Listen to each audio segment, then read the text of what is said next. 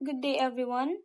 Today we will be presenting Chapter 12 of Engineering Management, which focuses on one of the most crucial elements in any engineering firm, the managing the finance function. And this chapter highlights how funds are handled to ensure successful operations in any technical organization. But before we start, let me introduce myself first. I am Kathleen Fresnido, together with my groupmates, J.M. Maltizo, Christine Samus, and Joanna Tuluan. And again, good day everyone. And here's the outline of the topics in this chapter. For this presentation, we'll cover 7 main topics, which includes the definition of finance function, the determination of fund requirements, the sources of funds, the best source of financing, the firm's financial health, indicators of financial health, and risk management and insurance. And before we proceed to topic 1, we should know why we are learning about this. Why is it important? So, engineering firms need funds to function effectively. Actually, not just engineering firms All firms and companies need funds. And even us. We need funds or money in order to live, diba? So without a continuous and well-managed supply of financial resources, the organization risks failure. Proper timing and correct amounts of funding ensure that projects and operations are executed successfully. And dito naman tayo sa role of the engineer manager. It's important that engineer managers recognize that finance is a vital part of management. Without proper funding, not only will operations stall, but it will also be impossible to produce goods, develop projects, or maintain services. Like I said, aminin man natin o hindi, we need money. Not necessarily means that money is everything, but money is crucial nowadays. Okay, fine, enough of money. Let's proceed. What the finance function is. The finance function focuses on how funds are acquired and administered to achieve the organization's goal. This includes determining how much money is needed, where to get it, and how to use it wisely. Bawat galaw sa isang kumpanya ay may katapat na gastos, sweldo, kuryente, materials at kung ano-ano pa. Kaya't mahalagang malaman ng isang engineer manager kung gaano kalaki ang kailangan nilang pondo, saan ito kukunin, at higit sa lahat, paano ito gagamitin ng tama. And sa totoong buhay, parang budgeting lang sa bahay. Kung kulang ang kita, pipiliin mo muna ang pinakamahalagang babayaran. Ganon din sa kumpanya. Kapag hindi maayos ang pamamalakad sa pera, posibleng matigil ang operasyon o masayang lang ang resources. So, yes, money isn't everything, pero sa finance function, halos lahat ay nakasalalay sa kung paano ito hahawakan. Next is the manager's role in finance. No matter what level of management they're in, engineer managers have a role in the financial success of the firm. They must help ensure that resources are not wasted and are used where they are needed most. Kahit pa supervisor ka lang o nasa top management ka na, may ambag ka sa tagumpay ng kumpanya pagdating sa pera. Hindi pwedeng bahala na lang si finance dyan. Dapat marunong tayong tumingin kung saan dapat ilaan ang budget at kung alin ang pwedeng tipirin.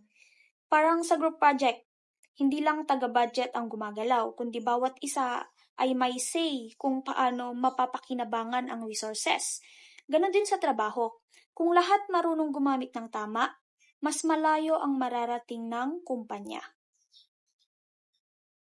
Finance function as a management function. So, finance doesn't operate in a vacuum. It's actually one of the 3 core functions of management, kasama ng production at marketing. Kahit gaano pa kaganda ang produkto o kumpanya, kung walang pondo, hindi rin uusad ang lahat. Kaya, kung tutuusin, finance sets the pace for everything else. It holds the power to enable or delay action. Ika nga, kahit may plano ka na, kung wala namang budget, hanggang drawing lang yan. That's why engineer managers need to grasp how finance links to every decision, whether it's daily operations, long term goals, or sudden emergencies. Because when you understand finance, you're not just managing numbers, you're managing directions. And here is the diagram of the finance process flow. And this process flow illustrates how financial management happens in stages. First, we have the determining what's needed. So the process starts by identifying how much money the firm needs for both short-term and long-term purposes. The second one is the finding ways to secure the funds. Once the need is established, the next step is to secure the funds. This could come from internal resources like retained earnings or external ones like bank loans or investors. And finally, we have the using the funds wisely and efficiently. The final step ensures that the acquired funds are used wisely, minimizing waste, prioritizing essential expenses, and maximizing the value of every peso spent. So ano naman dito yung nakikita natin yung short-term, long-term? So the short-term fund requirements are these are the funds needed for day-to-day operations and are usually required for less than 1 year. And ang example nito ay the buying raw materials, paying utility bills and salaries, managing inventory, and these are part of the working capital of the firm and help keep the business running smoothly. And for the long-term fund requirements naman, these funds are used for capital investments and are needed for a longer period, more than 1 year naman ito. And here are the examples, like building a new facility, purchasing equipment, and expanding to a new location. These usually involve larger amounts of money and require planning and evaluation. In managing the finance function, it is important to distinguish between short-term and long-term fund requirements. Short-term funds keep the daily operations running, while long-term funds drive future growth. Understanding this helps engineer managers align funding resources with the firm's immediate needs and strategic goals. This is why in the finance process flow, the first step is always identifying these requirements. And now we're down to the second topic, the determination of fund requirements. Firms need money for several specific purposes, from day-to-day operations like wages and electricity to long-term investments like equipment and land. Each has to be planned and funded correctly. First, finance daily operations. These are your everyday expenses, salaries, rent, utilities, even office supplies. Without setting aside funds for this, operations can't run smoothly. These are non-negotiables and need to be consistently met. Next is the finance credit services. Some firms need to offer credit terms to their customers to stay competitive, especially in industries where bulk purchases are paid over time. But while they wait to get paid, they still need cash on hand, so financing this gap becomes essential. Then, purchase inventory. Raw materials, parts, and finished goods must be bought and stocked. It If there's no budget for inventory, production halts. Determining how much is needed and when is key to avoiding overstocking or shortages. Lastly, acquire major assets. These are long-term investments like buildings, machinery, and vehicles. They usually require large sums, so planning how and when to fund them is important. These aren't everyday expenses, but they can define the future direction of the company. So again, determining fund requirements isn't just about numbers. It's about knowing what the company needs now, what it will need later, and making sure the financial support is ready when it matters most. And next is the financing daily operations. Even the daily grind costs money, whether it's salaries, utility bills, or even office supplies. These operational costs must be met on time to avoid service interruptions. Wages and salaries are non-negotiable. Employees keep the firm running, so ensuring their regular pay maintains productivity and morale. Rent, taxes, power, and light, these fixed expenses keep the business physically operating. Miss one of this, and the office can't open. The lights won't turn on, or worse, legal issues could follow. Marketing and administrative expenses, though often overlooked, are essential too. Promoting the business, handling paperwork, paying for internet, or even coffee, these small things can add up and need to be consistently funded. And finally, foreign exchange expenses. If the company deals internationally, maybe buying imported materials or paying offshore services, currency fluctuations can affect costs. That's why it is smart to allocate funds specifically for this area to avoid sudden budget issues. So in short, even if these don't sound as big as major investments, daily operations are what keep the company alive and moving every single day. Financing the firm's credit services and inventory. Sometimes firms have to offer credit to customers, which means they'll have to shoulder expenses while waiting for payment. Kung tutuusin, parang sumusugal ka dito eh. It's a gamble, really. You let the customer pay later, but in the meantime, you still have to cover your costs, whether it's materials, labor, or overhead.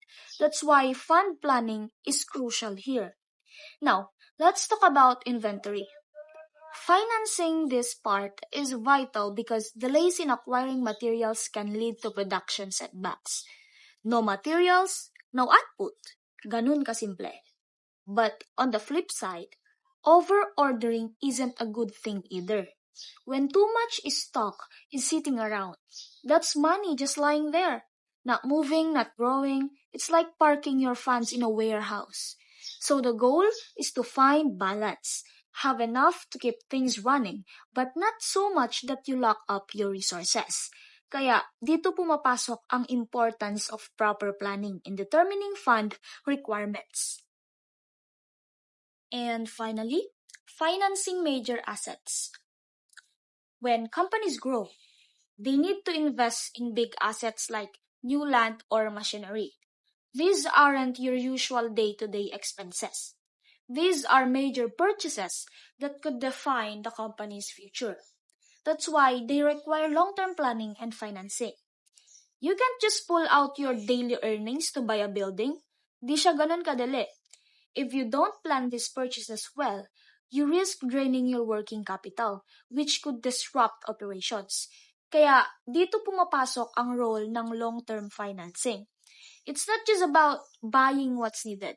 It's about making sure that the company can afford it and still keep everything else running smoothly. So, now that we've talked about where the money goes, from daily needs to big investments, the next question is, saan naman manggagaling yung pera? Because knowing what to spend on is one thing, but knowing where to get the money is just as important.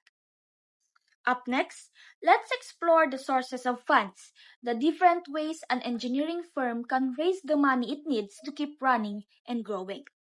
Next presenter, the stage is yours. Big is the sources of funds. This outlines the fundamental ways of an engineer firm obtains its funding, which is crucial for its operational activities, which come from various sources: cash sales, which refers to immediate revenue generated when customers pay for services or products right away. Next, collection of accounts receivable. This involves the inflow of money from customers who were granted credit and now paying for their past services. Next, loans and credits. This indicates that the firm borrows money from external sources such as banks or other financial institutions. Sales of assets. The firm can also generate funds by selling assets its own, such as equipment, property, or other holdings. Ownership of contribution. This is when the owners of the engineering firm invest their own capital into the business. Lastly, advances from customers. In some cases, consumers may pay the firm in advance for services or projects that will be delivered in the future. Next, we have short-term sources of funds. This slide introduces the concept of short-term funding, a critical aspect of financial management. It explains that loans and credits can be categorized based on their repayment terms such as short-term, medium-term, or long-term. Short-term sources of funds are specifically defined as those that are require repayment within 1 year. These are often used to finance immediate operational needs or temporary shortfalls. Short-term sources of funds has its advantages and disadvantages. First, the advantage of short-term credits, they are easily obtained, which is short-term loans are generally easier to secure compared to long-term financing because lenders perceive them as less risky. The shorter duration means there's less uncertainty about the borrower's ability to repay. Next, short-term financing is often less costly, meaning it can sometimes be less expensive in terms of interest rates compared to long-term financing, which is because the risk for the lender is lower. Next, short-term financing offers flexibility to the borrower. So, short-term credits arrangements often offer greater flexibility in terms of repayment and other terms allowing the borrower to adapt to changing financial circumstances. Next, we can go to the disadvantage of short-term credits. Short-term credits advantage is matures more frequently, meaning a key drawback is the short-term debts require more frequent repayments. This can create a strain on the firm's cash flow, specifically if its income is not received at the same frequency. Next, short-term debts are can be more costly, which means short-term loans might have lower interest rates, the frequent needs for renewals, adjustments of terms, and the process of seeing new sources of funding can accumulate and make short-term debt more expensive overall compared to long-term financing. So we have in short-term farms we have its supplies, which are the trade creditors, which are the suppliers who extend credits to the firm, allowing it to purchase goods or services and pay for them later. Next, we have commercial banks. These are the banks that are primary source of short-term loans for businesses. And for the third is commercial paper houses. These entities helps firm issue commercial paper which are short-term promissory notes to raise funds from the money market. Finance companies. These institutions provides financing for specific assets like inventory and equipment. Next is factors, which are the companies that purchases firms' account receivable, providing immediate cash but also taking over the collection responsibilities. And lastly, the insurance companies. While their primary business is insurance, these companies also invest in short-term debt instruments. Meaning of trade creators, it this is refers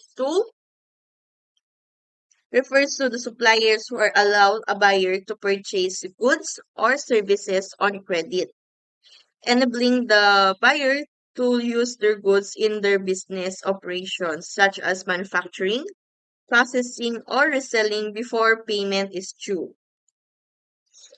So in trade creditors, the uses open book credit, trade acceptance, and promissory notes. Commercial banks are institutions which individuals or firms may tap as source of short-term financing, which the banks grant two types, which which require collateral and those who are do not require collateral. Next, we have commercial paper houses. These are organizations that facilitate short-term borrowing for businesses by helping them issue commercial paper. Commercial paper is a short-term, unsecured promissory note issued by a company to raise funds from the money market. Next, business finance companies. These are the financial institutions that specialize in providing financing for the purchases of inventory and equipment. If this example is these finance companies, ganyan. Factors, these are financial institutions that purchase companies' accounts receivable.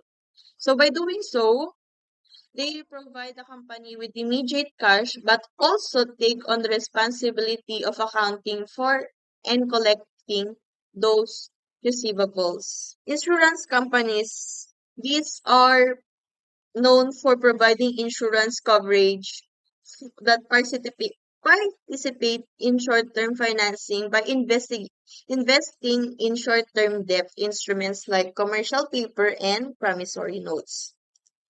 Next, we have long-term sources of funds. We have it follows and classifies long-term debts, common stocks, and earning long-term debts that are sustained into term and loan and bonds. So long-term sources of funds are used for more sustainable and long-lasting investment. This explains that engineering firms may need to assess long-term funding for expenditures related to capital assets such as land, buildings, and machinery. This classifies long-term sources of funds into three main categories: long, long-term debts, common stocks, and retained earnings. Long-term debts, term loan versus bonds. What is this? The term loan is a defined as commercial or industrial loan provided by a commercial bank. These loans are typically used to finance the purchase of land and equipment to provide working capital or to finance existing debt. This is it also specifies that term loans typically have maturities ranging from 2 to 30 years, indicating their long-term nature. Term loan has its also advantages as a source of long-term funding. Funds can be generated more quickly compared to other long-term financing options such as issuing bonds or equity term loans that can often be obtained more rapidly.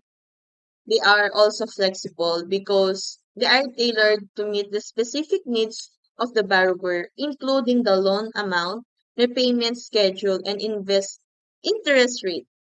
It's also their cost of issuance is lower, which means it is associated with obtaining a term loan are generally lower compared to the cost of issuing bonds or stock, which involve more complex and extensive process. In this slide, next is the common stock, which refers to the another source of long-term funds. Common stock represents ownership in a corporation. Investors who purchase common stock became shareholders and have certain rights, such as the right to vote in company matters and to reap dividends if declared. This also says that when investors are drawn to common stocks. Retained earnings.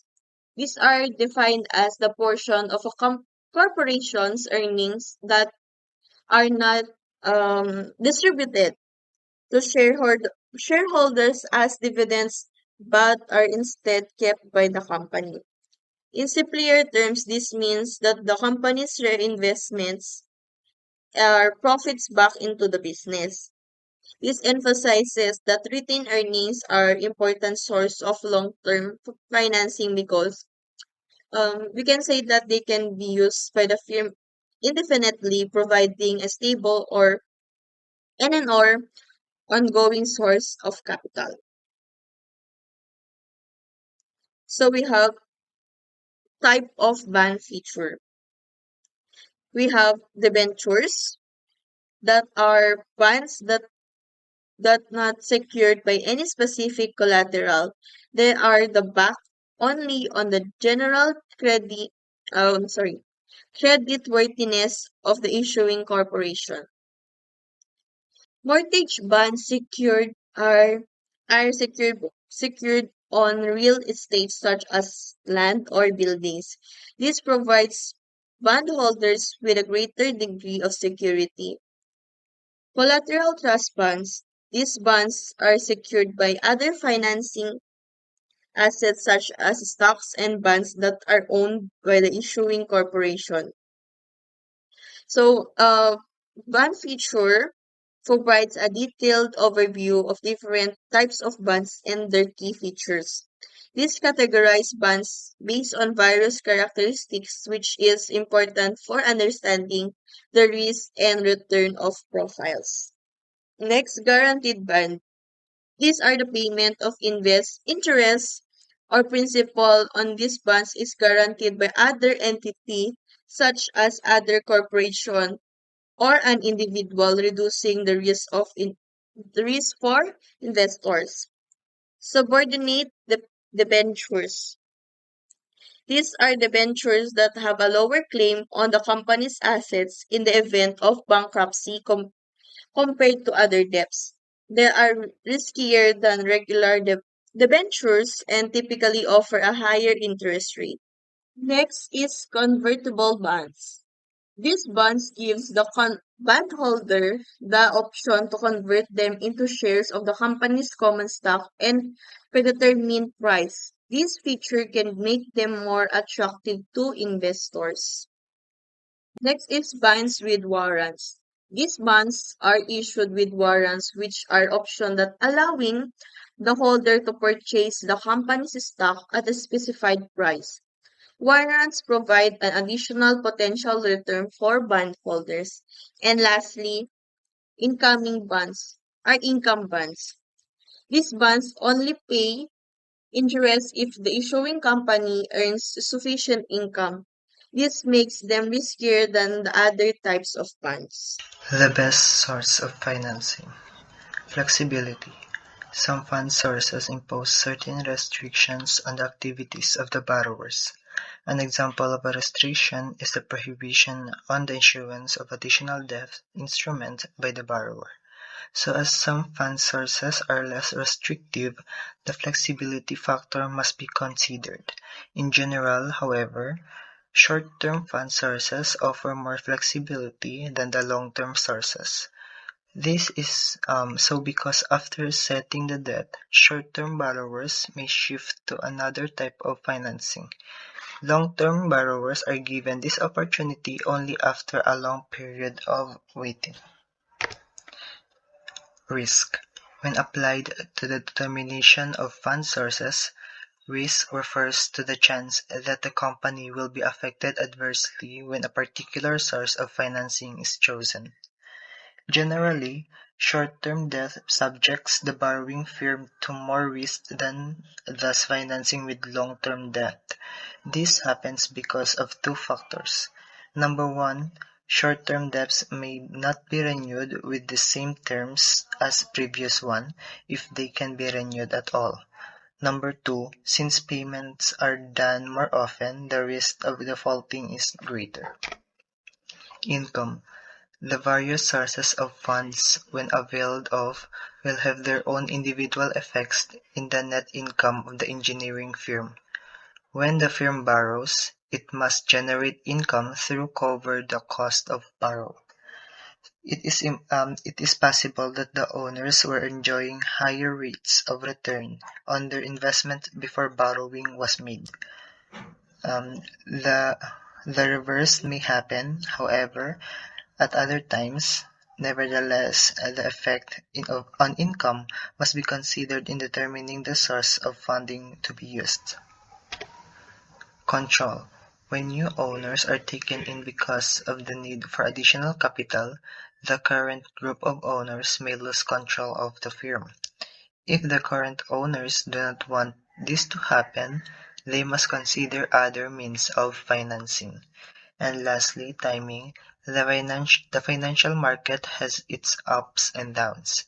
This means that there are times when certain means of financing provide better benefits than at other times. The engineering manager must, therefore, choose the best time for borrowing selling equity. There are other factors in determining best source of funds. Number one, collateral values. Are there assets available as collateral? Collateral values involves determining the worth of assets used to secure a loan or financial transaction. Number two is flotation cost.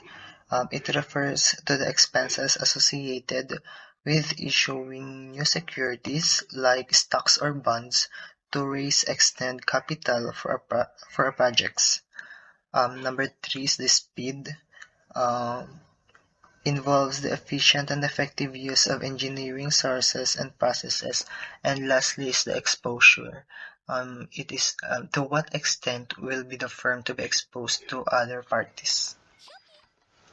So there are indicators of financial health. The financial health of an engineering firm may be determined with the use of three basic financial statements. These are as follows. Number one is the balance sheet, also called Statement of Financial Position, or SFP. It is a snapshot of company's financial health at a specific point in time. It shows the assets, liabilities, and equity of the company.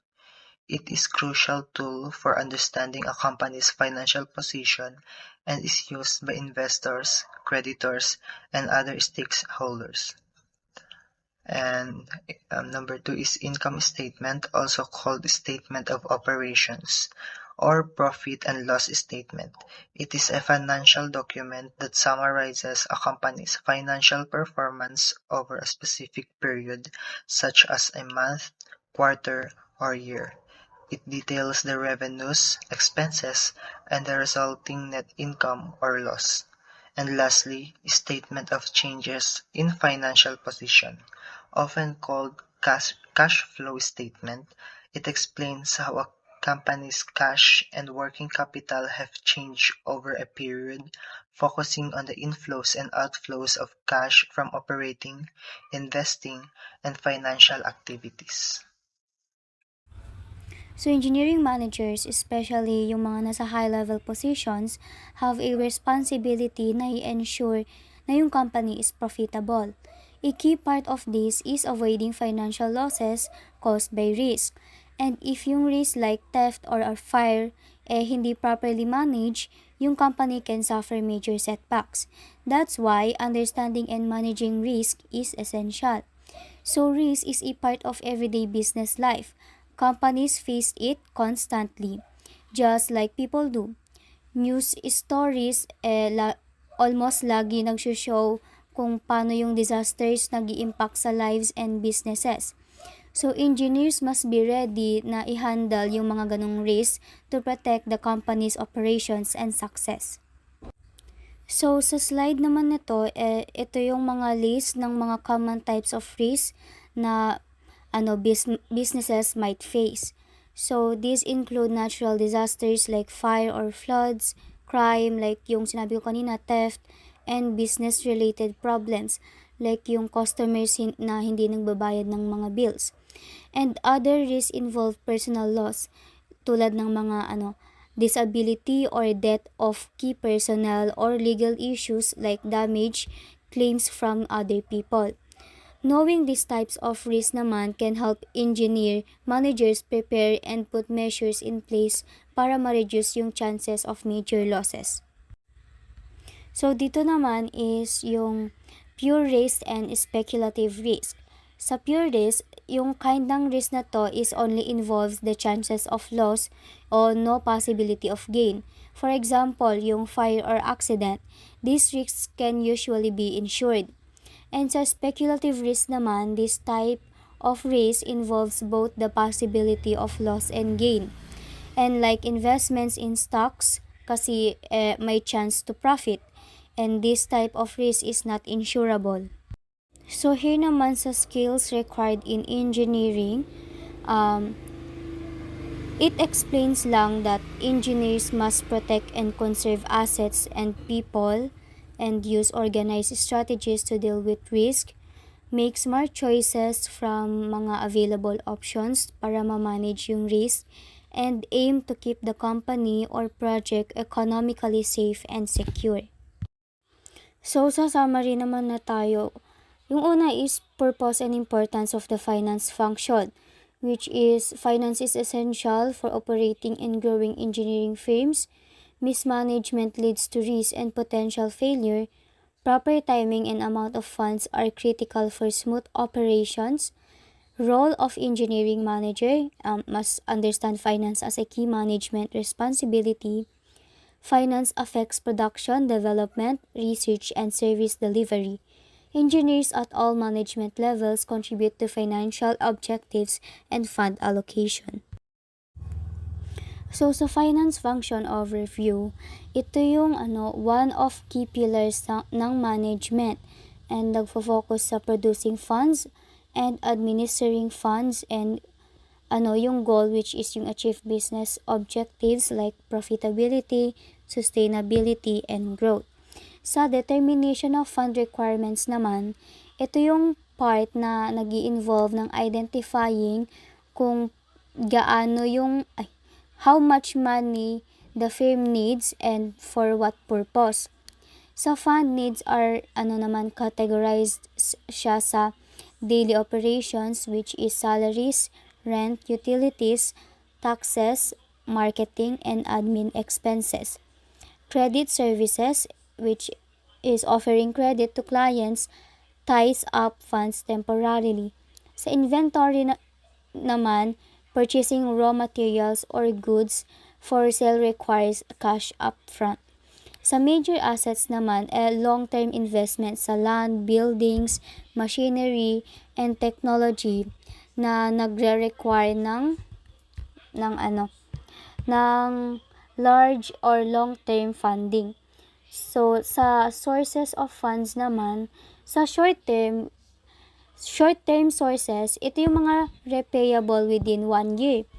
Yung sa cash sales, amounts, receivable collections, loans and credits, suppliers or trade creditors, banks and finance companies, commercial paper houses, factors, and insurance companies. Yung pros nito is easier siya to obtain, flexible, and low cost. Ang cons niya naman is must be repaid soon kasi nagkukos siya ng frequent cash shortages if mismanaged. Tapos, sa long-term sources naman, kapag mature over years siya.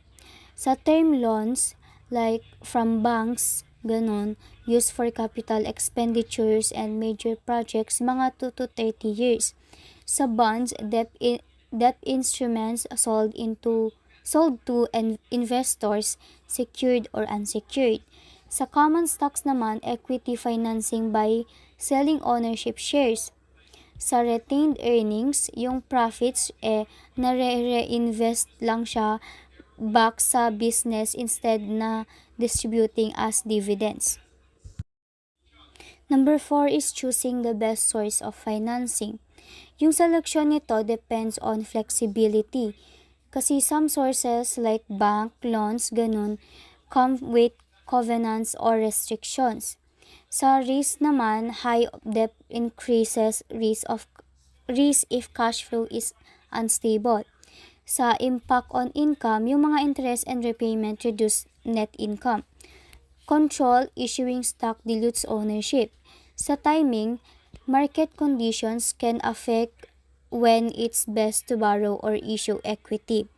Sa indicators of financial health, ito yung nag-help to assess how well yung firm is managing its finances. Sa balance sheet, it shows assets, liabilities, and equity as a specific time. Financial position. Sa income statement naman, ito yung nagme-measure ng profitability over a period, yung revenues to expenses. Sa statement of changes in financial position, ito yung nag-explain ng changes in working capital, cash flow, and equity structures. Last is yung risk management and insurance. Sa risk kasi can severely impact a company's financial standing. Yung managers must anticipate and plan for them. Yung mga types nito includes yung sinabi ko kanina, which is pure risk and speculative risk. Pure risk is insurable, yung speculative is not insurable. Sa risk management involves din yung identifying threats, evaluating potential impacts, choosing the best mitigation strategies, and using insurance to cover avoidable risk. So effective risk management helps protect company assets, ensure continuity, and secure long-term viability. And that wraps up our presentation on managing the financial function. We've walked you through how finance isn't just about numbers. It's about making sure every project, every operation, every decision is backed by smart financial planning. From understanding fund requirements to exploring different sources and uses of funds, we hope you now see how vital finance is in every engineering manager's role. Hindi siya glamour role lang, pero without this, the entire structure, literal and figurative, could fall apart. So, whether you're managing daily operations, planning for major purchases, or simply making sure your team gets paid on time, finance will always be at the core of every move. And thank you for listening, and sana kahit papaano may napulot kayong insights about our topic for today. And again, thank you for your attention and goodbye.